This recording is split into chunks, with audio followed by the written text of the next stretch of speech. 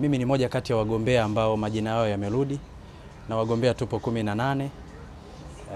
Kwa hiyo kitaja sasa wagombea rasmi wa nafasi ya urais wa chama cha walimu, manake unanitaja James Sebastian Ndomba kutokea hapa Dodoma Jiji pia.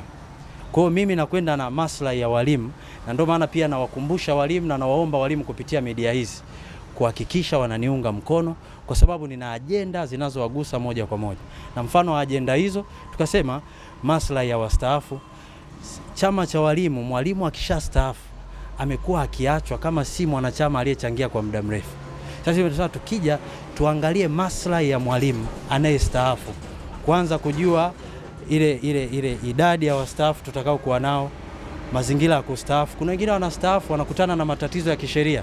Alikuwa mwanachama wa chama cha walimu, lakini anapokuwa amestaafu hata kufuatiliwa kuhusu ishu zake za kisheria na mambo mengine inakuwa ni kazi kidogo. Kwa hiyo tunasema sasa, ndio maana nakuja na ajenda kama hizi zinazogusa maslahi ya walimu.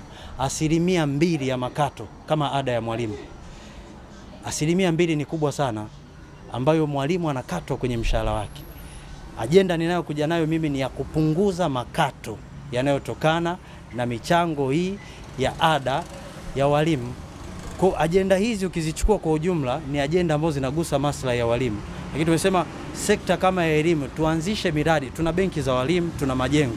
Tuje na miradi pia inayoendana na elimu, kama kuwa na shule za walimu, mfano mwalimu primary school, mwalimu secondary school, ili shule hizi zitafsiri mazingira mazuri ya kufundishia, zitafsiri pia kazi za walimu zinazotaka kufanya, lakini iwe sehemu ya mradi pia, na iwe sehemu ya kuongeza ajira kwa serikali yetu pia, lakini pia iwe sehemu ya kuongeza idadi ya wanachama kwenye chama chetu. Kwa hiyo serikali yenyewe kwa nafasi yake imefanya kwa kiwango kikubwa sana. Na hapa nimpongeze Rais wa Jamhuri ya Muungano wa Tanzania Daktari Samia Suluhu Hassan kwa kazi kubwa hii aliyoifanya.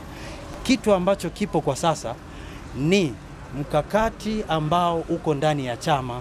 Kwa hata wanachama waliopo tunasema ni mvutano ulioko ndani ya chama, sio walimu na serikali. Ni wanachama wa CWT na chama chao cha CWT. Na ndio maana na sisi tunafika ili sasa kuja na ajenda ambazo zitaenda kuondoa hii mivutano iliyoko ndani ya chama. Ikiwa mojawapo ni ya kuhakikisha tunaleta utawala bora, utawala wenye kusikiliza wanachama. Na ili tupate utawala wenye kusikiliza wanachama, ndo ajenda yangu moja kubwa nilionayo kama nitapata nafasi hii, ni kuwashawishi wanachama na wajumbe wa mkutano mkuu kuhakikisha kama inawezekana tubadili sehemu ya katiba yetu na taratibu zetu.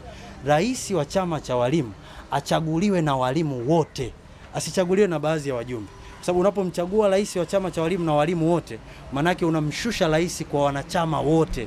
Kwa anakuwa tayari kusikiliza yale malalamiko ya wanachama mpaka wa chini kule. Kama anachaguliwa na watu wachache, manake unampa tabaka la kuwa kuna sehemu anashika, kwa sababu anajua kuna watu wanaonipigia kura, alafu kuna wengine ni wanachama tu.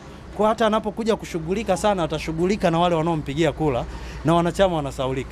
Ndio daraja linapotengenezeka, malalamiko yanapoanza kutokea yanayoonyesha kwamba kuna tofauti sasa kati ya wanachama na viongozi wa chama. Kwa mivutano pia iliyopo humu ni kati ya viongozi na wanachama. Kwa nakuja na ajenda ya kuhakikisha tunaleta umoja, tunaleta mshikamano, kuhakikisha hiki chama kinakuwa ni kikubwa na kinarudi kwenye hadhi yake na kinapandisha tena hadhi na sifa ya mwalimu. CWT haina mshindani. Wake tunasema haina mshindani. Hivi ni vyama vya wafanyakazi ambavyo sheria na katiba ya nchi inaruhusu kuwa na hivi vyama vya wafanyakazi.